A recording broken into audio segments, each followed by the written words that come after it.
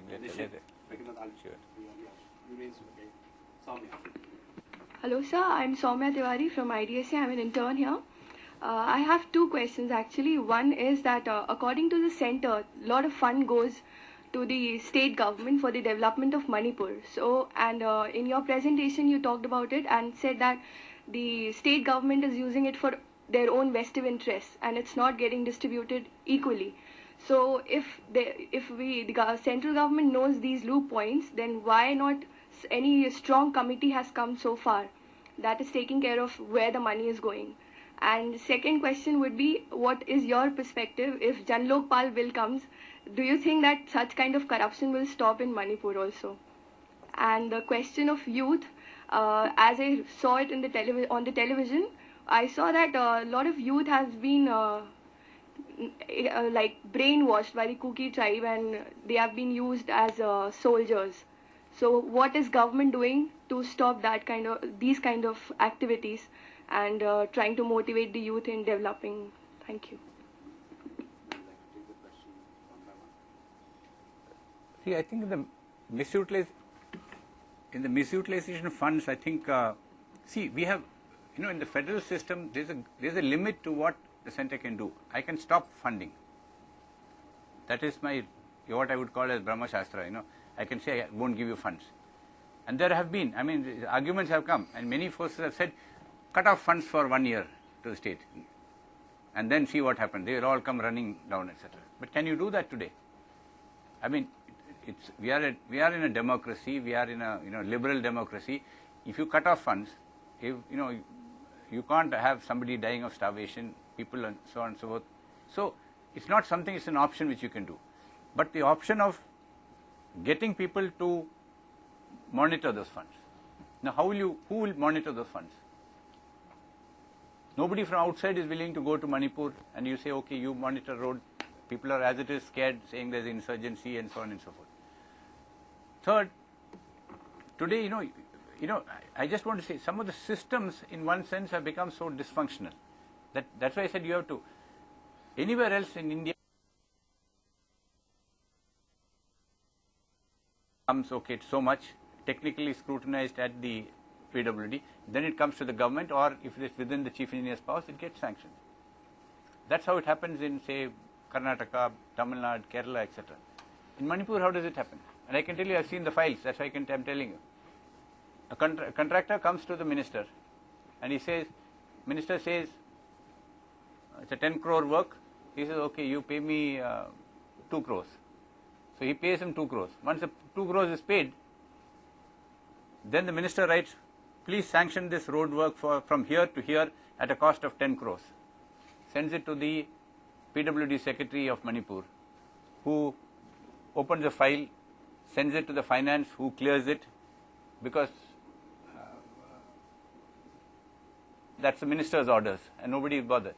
And the money is given and say 50% advance, 5 crores may be released. So by evening, the contractor who has paid 2 crores has got 5 crores back. And then it is sent to the concerned at the field. And that's the time when the PWD engineer comes to know that such a road work has been sanctioned. Then he starts preparing an estimate. And the contractor gives him also some money. So he makes the estimate, and then 2 weeks later, he will give saying 50% of the road work has been completed. He will give a utilization certificate, and he will come back here and take the next 5 crores. So this happens. Who's monitoring this? I always put it, is the CAG monitoring any of this? Thousands and thousands of crores worth of misutilization, nobody monitors. Why? Because the accountant general there will not even send the report. He will not look at this. Otherwise, all these work should have come. I remember as JSNE, somebody came to me and they wanted a work for about 12 crores, saying that from this area to this area, it covers so many tribal villages which have no connectivity, etc. And I was so satisfied, I said, actually, let us sanction this work and send it to the NEC. And promptly I got a reply back from NEC in 2 weeks. So, but this road has already been sanctioned. It was completed in 1992, and at 4 crores it was already completed. There's nothing on the ground. And there I can tell you, the The contractor who built that 92 road was actually the PWD Minister of Manipur subsequently, who came with the work. I mean, that's a system. So, it's going to take time. That's why we started by saying, put every road work which you want, before you sanction, even 1 pi. Put out an ad in the paper saying that this road work is sanctioned to so and so. And he must come, give him 10 lakhs or 5 lakhs. And across the road from beginning to end, every 100 meters he must put a signboard. This is the road work, this is the name of the work, from where to where, date of starting, date of completion, cost of the work, name of the contractor. Every 100 meters you must put it, so that every village on en route knows that this work has been sanctioned, the work is coming, etc. Issued orders. Now, how, I can issue this order. Who will ensure that the compliance comes again? You get a compliance saying, yes, they put up all this. You go 10 days later, they'll say, we put it up, somebody else pulled it out after 3 days. What happens? So who is going to? So it's a tough battle, but it has to be done, and only when the local communities get involved. I'll have to say that if you don't reach this village, I will get, till I get a certificate from this village council that the road has come to my village.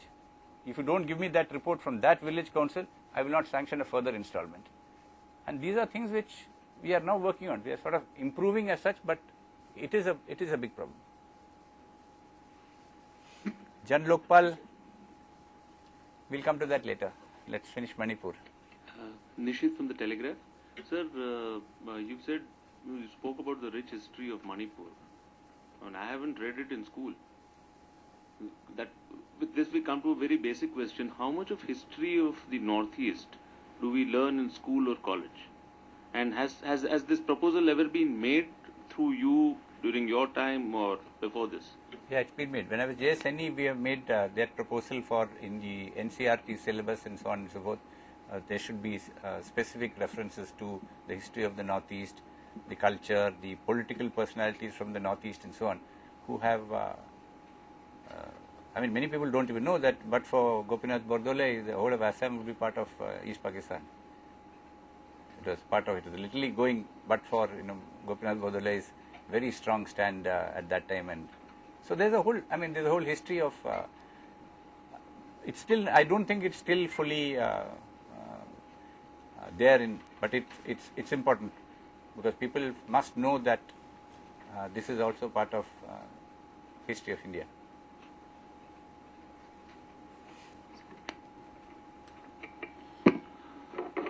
Sir, I'm Dhruv Katoj from the Center for Land Warfare Studies. Firstly, sir, I think your talk was absolutely outstanding, and I'm very moved. There are 3 points that I've got, sir, or questions rather.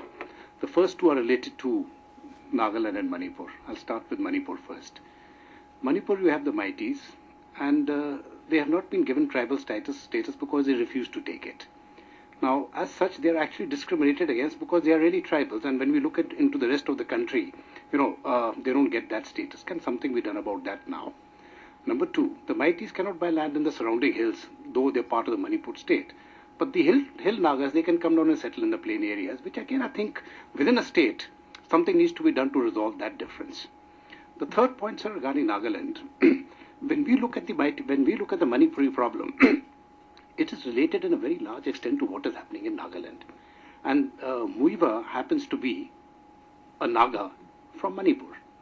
Now, in the case of Mizoram, it was a relatively simple matter for the government of India to make Laldenga the chief minister and have the Congress chap Lalthanawala stepping down. And it was a very cohesive society, so it worked, but this sort of system won't work here. These are the 3 points. The fourth point, sir, which I've got is actually related well away from this problem, and I don't want it to be misconstrued. But I would like to put it across in this manner, that we have got our entire Northeast, which has been not correctly administered over decades. We have a similar problem in Jammu and Kashmir, and we have a similar problem in 196 districts, which we are calling the left-wing affected areas, affected by LWE. My larger point is, if all these districts have been administered by what we consider to be the best brains of the country coming out of the civil services, both in the IAS and in the IPS, and there has been some problem in delivery over decades. It appears to be a systemic failure.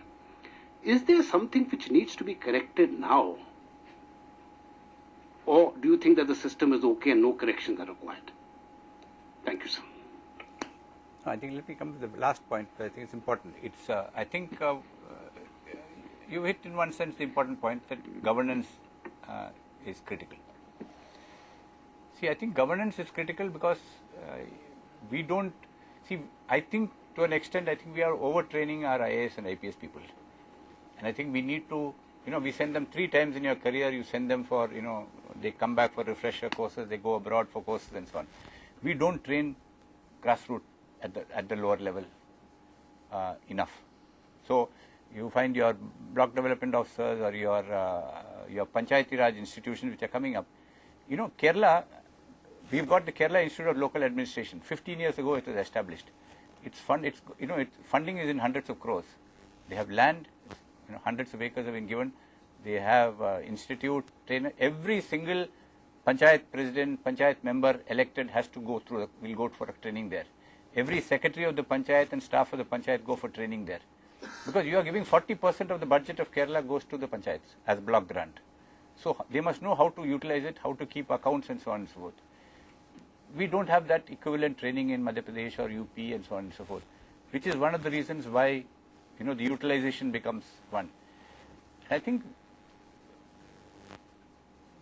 I put it as, to a certain extent, it's a leadership issue which has come up in many of these areas.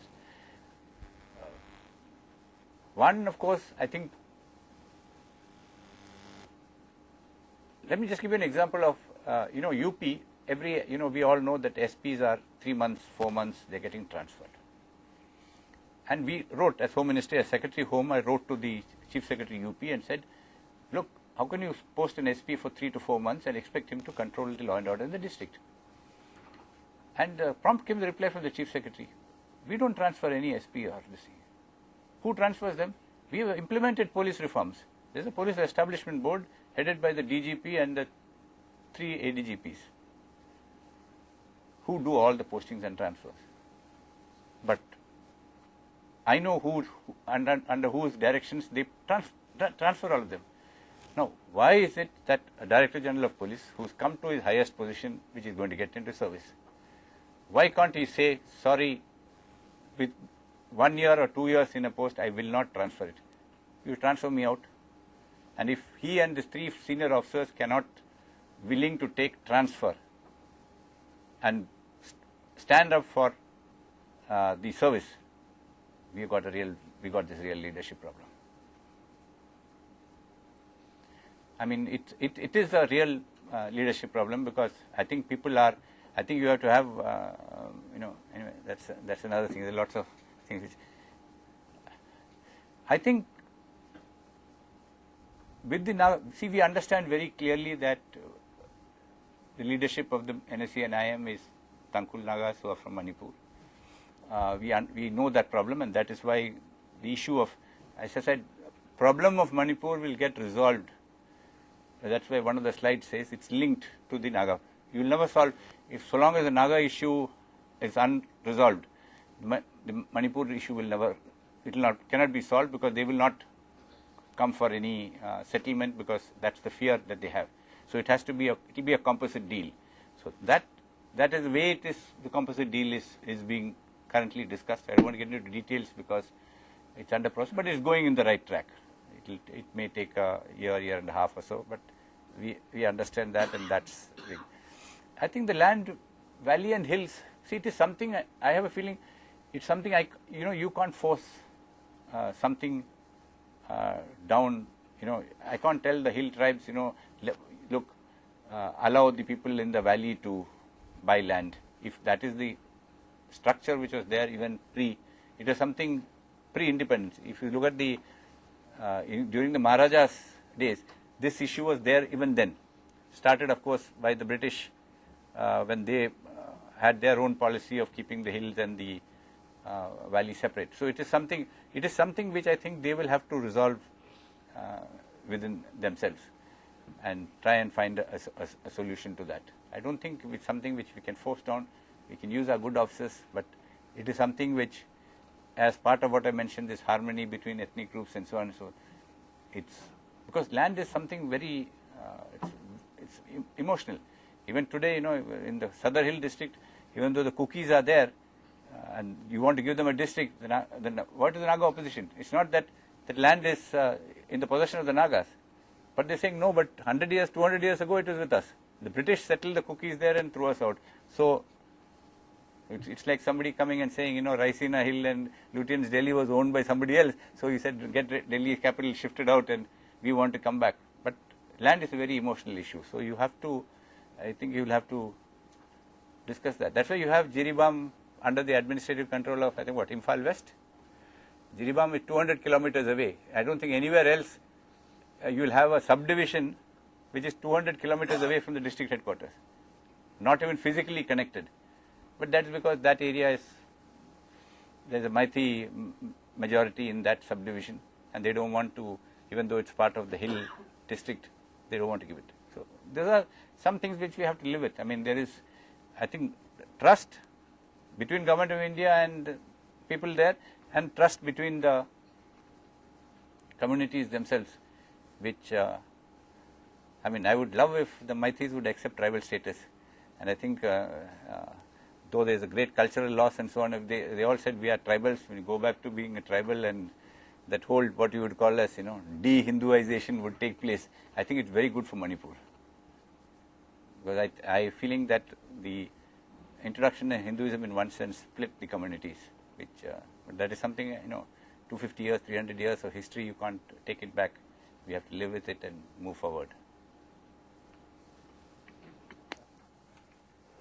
I think General Katoch has already referred to this point, but I'd like to press it again because it's the most important issue, governance, because everywhere where you see internal security issues coming to the fore, insurgency, terrorism, whether it's J&K, whether it's the Naxalite affected districts or Northeast, everywhere you seem to have the same problems. Central government funds go and they are siphoned off. Much of it goes, either it is misutilized or it's misappropriated, or it's going to perhaps, in the financing channels of the insurgent groups themselves, there is extortion, and that money is really fueling insurgency in many, many places. There is a lot of expectation that our civil services, Indian police service, etc., will do something. They are supposed to display leadership, etc. But my own personal feeling is that their back is completely broken, and that is because I don't think there is any support for people who stand for any principles, who are upright, who come up with solutions. Either they will be ignored. I mean, in these particular places, and I'm not making a generalization, but certainly in many parts. Firstly, the best will not go to difficult districts. Secondly, if they go to difficult districts and if they are doing something which is useful or positive, barring some exceptions, there will be little recognition or appreciation. I had the occasion of meeting the husband of one of our scholars who works in Bishnupur. He cannot stay in Bishnupur because the situation is so troubled. Every day he has to go back to Imphal and stay there, and they have given him some dilapidated accommodation, and that has also been partly destroyed by insurgents. So, he's under daily mortal threat, an existential threat. So, it's very difficult. He can't even take any initiative, can't do very much. I think he is basically focuses on his own physical survival. Also there is I think you raised a very important point that it is assumed that if there is an IAS officer or an IPS officer, the problem is resolved without realizing that administration is highly elaborate. There are several institutions at several levels. There are many other bureaucrats at different levels.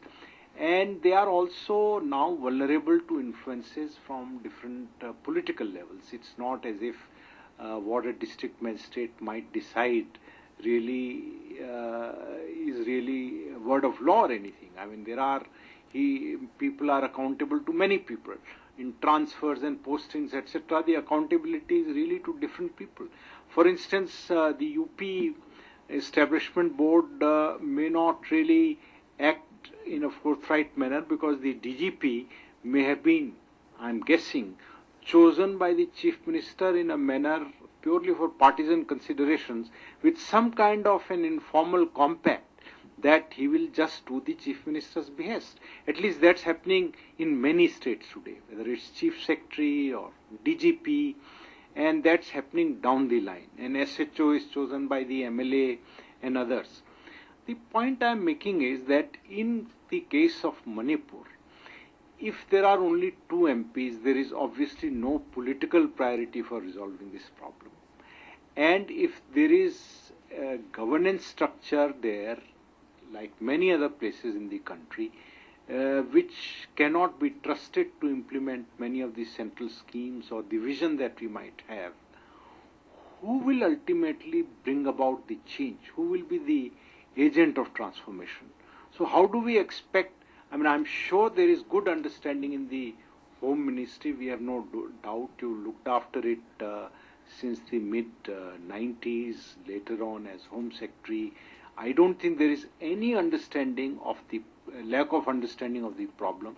There is also a great deal of clarity of what needs to be done. But who will do it? How will we implement this strategy? No, one of the things, that's why I mentioned, and one of the steps forward I suggested that what you have to do is involve local communities. If you go literally in one sense, Who does it? you have to, I mean, both from the center, and I think, see, there is enough of, I think, awareness which has come in the state now, where if you have to go. I mean, one of the reasons why, when I had the development seminars which I started was finally just to get people in to other than the state capitals. But the other thing, while I agree with governance issues, is I'm not so sure. See, you mentioned Bishnupur, but I can tell you, like in Senapati, you had another lady officer, Nidhi, was it? I mean, she took on the NSCNIM. They put a death threat against her. I mean, I'm just saying. When I was in Imphal, she actually came down all the way, and she said, "I have this problem." So I said, "What do you want?" I said, "I ordered one company of CRPF at her residence and one company at her office." She continued for 3 years, in spite of the threat from this thing. And she's a lady from Madhya Pradesh working there, and I think she was as tough as anybody else. And I think there are any number of officers who are working very hard. Some people are, Bishnupur really shouldn't have a problem. It's so close to Imphal, These are much further away. See, I think it's a question of, I think we are giving everybody too many excuses not to do. I'm just giving, even though it's even my case, and people ask me, when I was Home Secretary, 2 joint secretaries, I think 1 director and 1 deputy director were suspended. 3 of them went to jail. So they said, "Why did you do it?" It's not as though all other joint secretaries are all honest in every other ministry that none of them could do. But I think it's important is, if you see something which is wrong, it's black and white, and this is somebody has taken money, please take action. I'm telling you, my experience has always been, if you take action against somebody who has taken money and you have the proof, nobody will stop you. Nobody will dare to stop you. But if you don't want to, and you want to be the safe side and be goody-goody to everybody and say that, I'm a very popular person, then this is what happens. And I don't think we should really be in a popularity contest. There's some things to be, if you take action, you take action. Nobody, when we suspended and put these people behind bars, nobody questioned it. I know cases where, very clear evidence is there, but people are saying, let's brush it under the table, not during my tenure, etc. And I think you have to really pull up people who are, I think we are just giving excuses. and you want a Lokpal to do it. I say, why Lokpal? I don't need a Lokpal to tell me take action against these fellows. Once, the person brings me evidence saying that somebody has taken 25 lakhs, why do I need a Lokpal to tell me, we'll take action against the Home Secretary if you don't take action against this? I think we are allowing ourselves to be, all these action which has been taken, if you want to put it now in the whatever, 2G, 3G, whatever it is, it could have been done even without, Supreme Court coming to do it and so on and so forth. If people had just said, no, this we'll not allow this.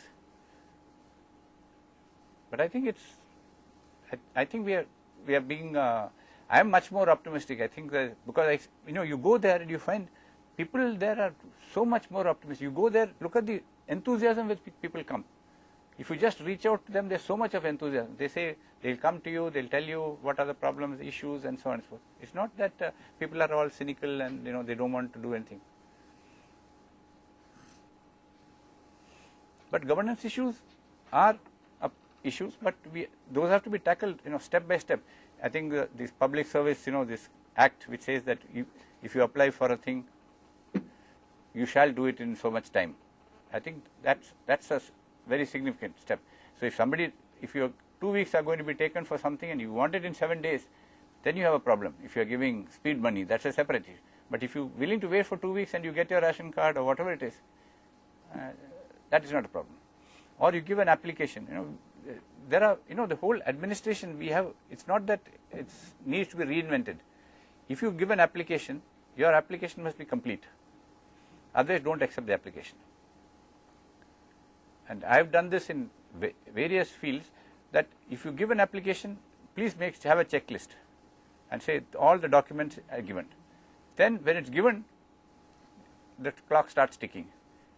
Whereas otherwise you give an application and then after 2 months when you check with it, he says, no, but you didn't give this form, or you didn't give this certificate, and they send it back to you. Then again you give that, then after 6 months he comes back and says, oh, this one, you didn't give this. So you must accept it, and then that clock starts ticking. I think there are basic rules.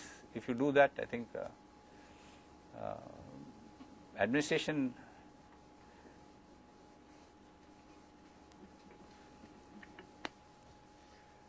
Yeah, somebody there. Yeah. Okay. Yeah. Thank you. I think it was a number of insights you have offered. I have just 3 questions. One is that you have outlined a number of steps way forward. I think they are all unexceptionable. I'm sure this should be done in other parts of the Northeast also. But given the way the system works in Northeast, or in Manipur particularly, where does one begin? These are quite unexceptionable, and these must have been thought through very well in the Home Ministry. So where does it begin? Because there is this whole issue of the implementation. Do you start with an apology, for instance? Do you, you said involve local communities, but what is the way of involving local communities? It sounds very simple, but it's not that easy. So where do you begin? Because if the security situation is bad in so many places, if extortions are so high, then how do you really construct a road or construct a railway line, etc.? That is my first question. Where does it begin?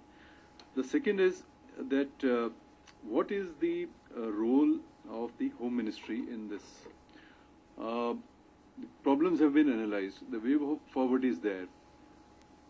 But how is it that the Home Ministry is not able to persuade the state government or the other institutions, or also take the other central institutions, and we have a policy which can be synergized?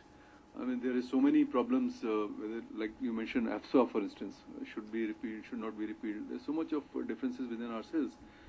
So what role does the Home Ministry actually, in practical terms, play? And my third question is about the center-state relations. Do you think that the way our center-state relations are presently structured, where the states are given some powers and centers have some power, and often creates misunderstandings rather than really resolving the problem? Thank you. I think, there is the blame is I put it as quite a large issue on the center, because the center needs to give that leadership role, because there are many things which the state can't do. I'm just giving an example. If the territorial integrity of something, it's an issue on which only the center can do. It's not it's the state is always worried about it. Unless you amend the constitution to say that no state can be divided without the concurrence of the state legislative assembly. Moment you do that, I think if you are able to pass that amendment, a constitution amendment, that a state can be formed, can only be divided with the consent of the state government, I think 80% of your problem is solved. I think the Manipur insurgency will just disappear like this. We may still have a Naga insurgency which may be separate. I'm saying the Manipur insurgency will go. But do you have the political will? I don't know. That's why I said there are centers political we don't have a shared vision. Where do you want? But I've always found that if you go, and that's why local communities are critical in this. I still remember in I think 97 or something, when I went to Tamenglong for the district, I was told in a particular area I could not visit that area because of security considerations. Therefore I was not able to go. They trekked 1.5 days literally to come to where I was. So you are not coming there. And I said, look, I've been told security considerations, I can't come. They said, you come, over our dead bodies, anything will happen to you. Then I gave a date. I still remember. I think it was December 30th or January 30th. I don't remember now. I said I'm coming on January 30th. I'll come there. So about a month later, I landed there. It was so-called liberated territory. I landed in a helicopter there. Spent the whole day there, and I came back. Later on, the IB report, they told me that 24 hours before we came, all militants left the area completely. The community, the village is so strong, because they said, we need this road. And they told the leaders of the militant groups that, look, if you stop this, then we'll throw you out. And no militant group can survive without local support. They must get local support. So I think I've been so many times, I can tell you, that many a time I've gone to places and I've been told early in the morning, somebody knocks on my door. I'm staying in an inspection bungalow which is supposed to be well protected and so on and so forth. People come in and say, so you're going here, you're going by this road, don't take this road. When I land up at 8 o'clock after breakfast, I'm going, I find that, escort is there, I've got cars, machine gun chaps, front and backward and so on. I ask, how do you go? And I said, this road. I said, no, don't take this road, take another road.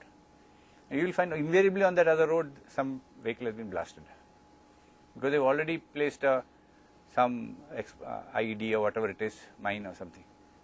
They come and they come and tell you why. Because I think they come to me because they know that I'm not got anything, this thing, I'm sincere about doing something else. That's all. I've seen this happen across the board, everywhere, whether it's Nagaland, Manipur, Assam, you name the places. So I think we have to build on, instead of looking only at the worst of this thing and say nothing can be done, we have to now look at what can be done. And there's so many communities which are coming up. I think Colonel Pillai is here. You know exactly how they come forward. They're all so eager for development. They want a road, they want a vehicle, they want a pickup, they want something. They're all there's nobody there to listen. I think that's real critical part of it, which we have to really look at. I think somebody there. Yeah, I was almost getting worried that there were no questions and responses from the Meitei community out here. That's how the whole issue starts. The last question,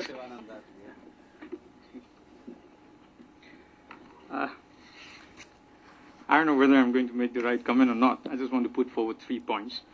I think no one in Delhi understands the Northeast more than you. So, as per your presentation, which has given a very good, comprehensive insight of what is going on in Manipur. First point, which I want to put forward, is when we try to refer to Manipur, we always say Manipuris. And there's the issue starts, because the sensitivities of these tribal people lies there, because they have 29 state recognizes different tribes and another sub-tribes and all. and when some kind of get-togethers also happens in the Delhi, the students' organization have this Manipur Student Organization of Delhi, and in that only the Manipuris, then mainly the Meiteis comes and not the other tribes, and there's lack of the some kind of the cooperations or the integrations between them.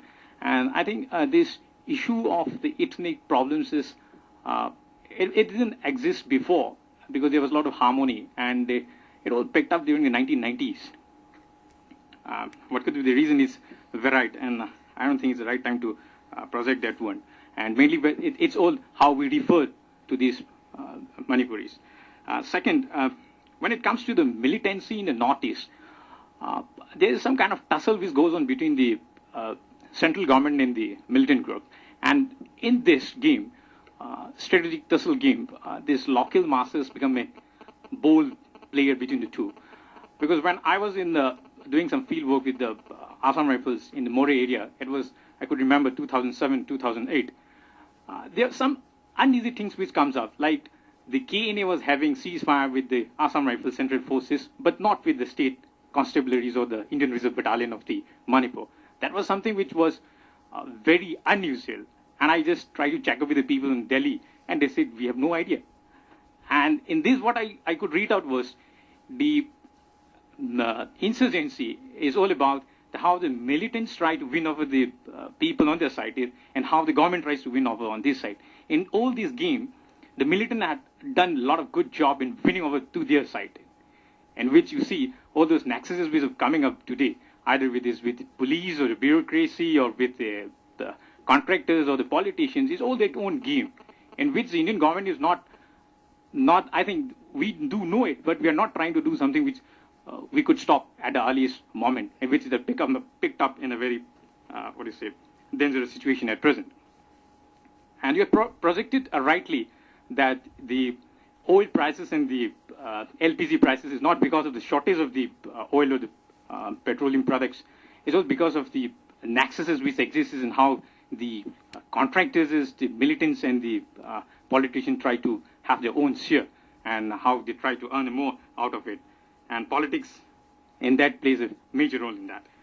And while trying to resolve such kind of issues, either it is Manipur or any other part of the India, when we try to resolve insurgency or militancy or any other such kind of thing, it is always some kind of entangle between the militancy and development aspects.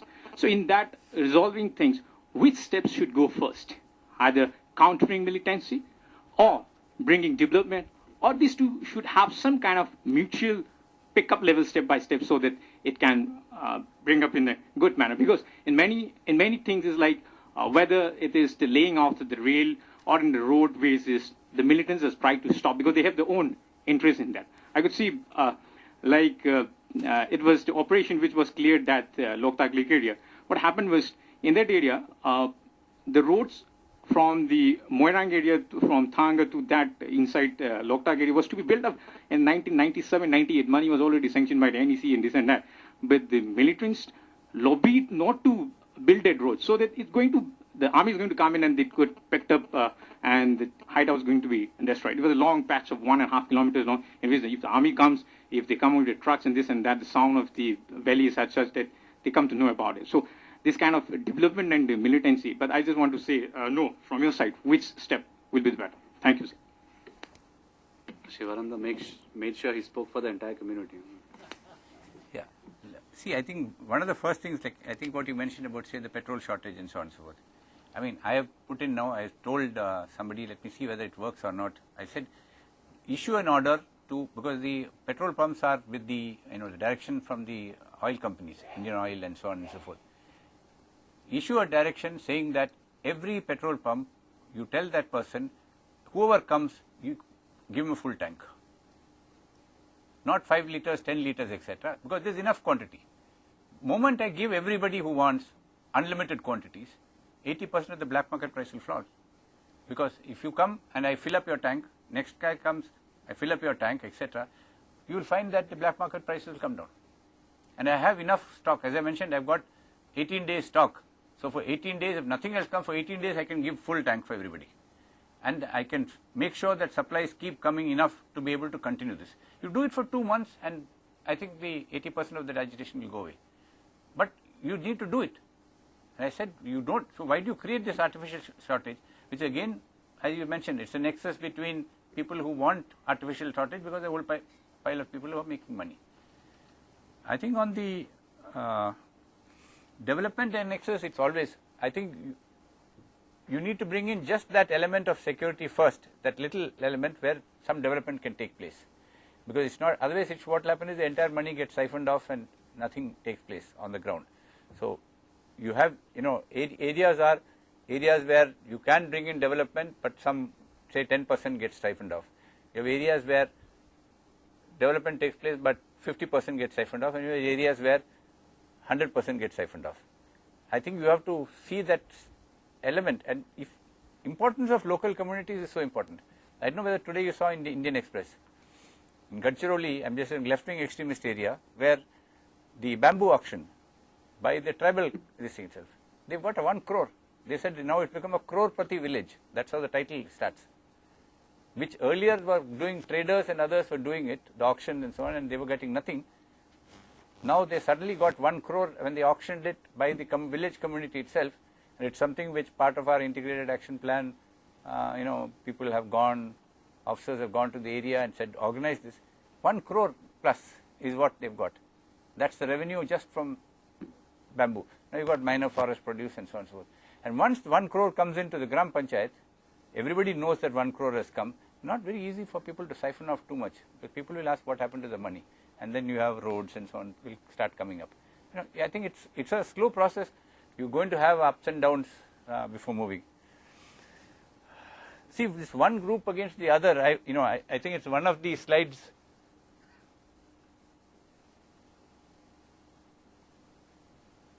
You see, number 3rd, center plays one group against the other. It's there. I know it's there.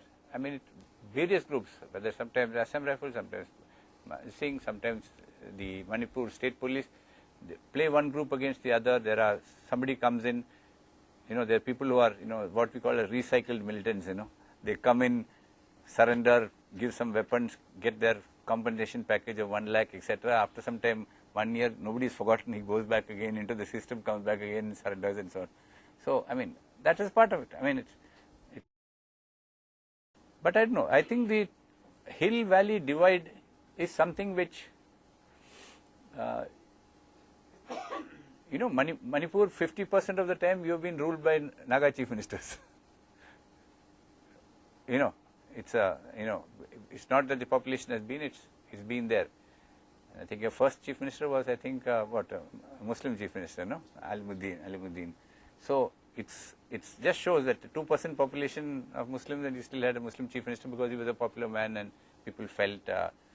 So I think we've lost that trust, but I don't think it's something which you cannot restore. It requires, I think, come at the time, come at the man. When you have real difficulty, some good statesman, some leader will come who will bring all these communities, because people don't want. I think the average man wants peace, wants development. He wants to bring up his family. He wants education, and he doesn't want this violence at all. I think it's just that we don't have that catalyst. I think we have to bring that catalyst in at every level, push it up, and it will come. It's at every place. It's not. I have not seen this, whether it's the Naga-dominated areas or we had this same development seminar in Vishnupur and so on and so forth. It's there. Some element of push. Center needs. See, center. When I say center, the bigger problem is it's not G.K. Pillai knowing enough about Manipur is not enough. I need to, get this across far more number of people than. When I was JSNE, I had great advantage. We had Jarnail Singh in Joint Secretary, in the PMO. We had so everything which I wanted, whenever I got into trouble, I'll give him a ring and say that, so he will issue a letter, as JSPMO saying that, you support what JSNE is doing. We have to play that game a little bit, and in fact, he's writing a book, My 8 Years at the PMO. It's coming out shortly, but you require some element of, and my knowledge even is, I found within 6 months of my joining, I was considered a Northeast expert. I was very scared, because I knew so little about the Northeast, and people said, you are the Northeast expert. I said, I'm not Northeast expert, because it required so much of time and effort, and that shows how the depth of, lack of depth of knowledge about the Northeast. We've got one more JS Northeast who is here now. I hope in the National Security Council, I think you need to take this up in a large way. At least like NCRT, he was saying in the textbooks and so on and so forth. I think it started now. I remember at that time they slowly brought in. But you really need to push at it. Because this is still doesn't get enough attention. I always keep saying it's only attention when something happens. Otherwise, that's why the other one I put on that central violence to be managed within tolerable limits, and it doesn't, So that's why if you don't put all the issues, you wait again for a crisis to come or this thing to come, then again you pay attention. Once that goes away, then your attention goes away. You need that to take place. See, this is the last that we'll do.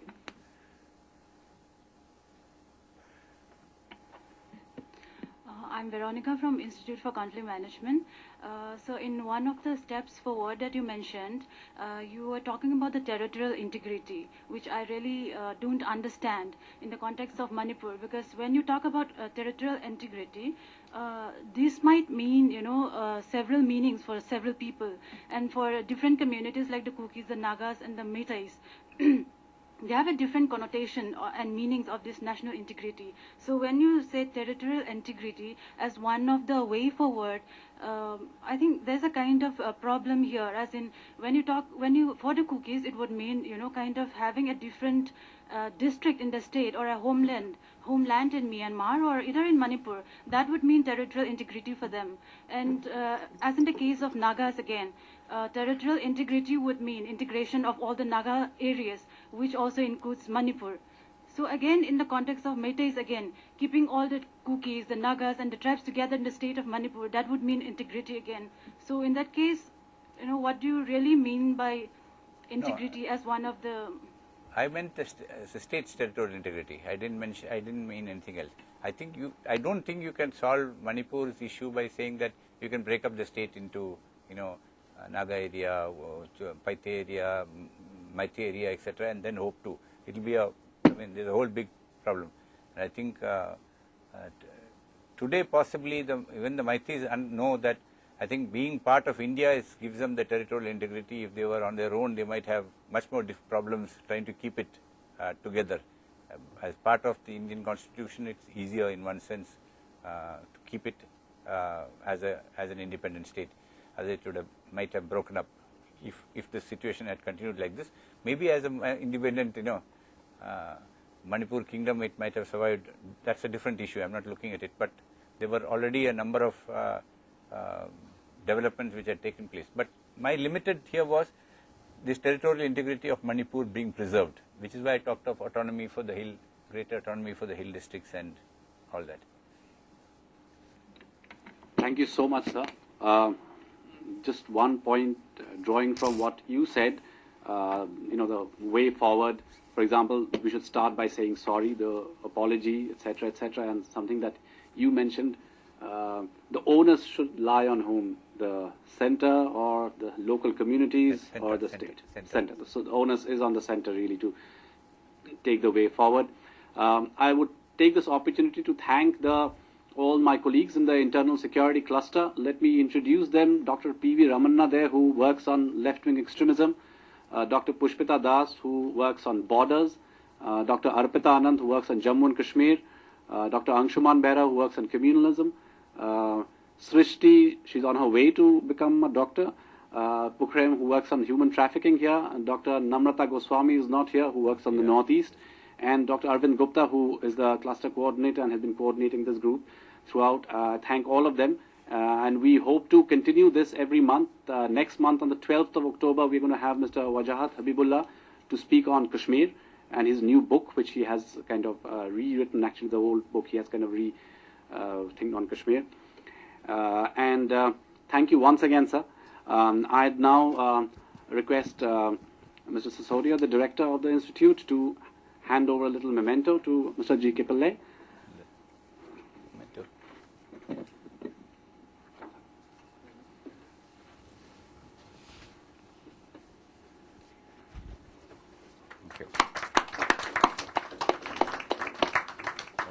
And here's a collection of books and publications from IDSA. Yeah, there is something on Northeast. I don't think you need to